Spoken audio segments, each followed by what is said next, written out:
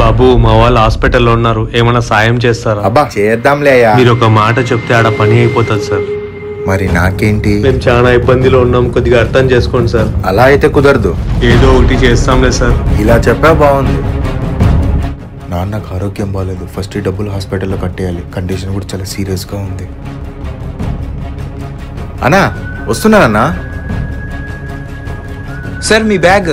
Sir sir మీ bag అక్కడ మర్చిపోయారు.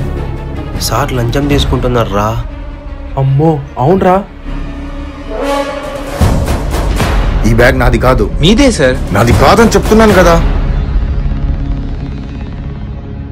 నాన్న అక్కడ ఎవరో బ్యాగ్ పడేసుకున్నారు, ఇందులో డబ్బులు ఉన్నాయి. ఇది అయ్యగారి బ్యాగ్ కదా. మరి నాకేంటి? ఏదో ఒకటి చేస్తాంలే సార్. ఈ డబ్బులు అయ్యగారికి నేను ఇచ్చినవే.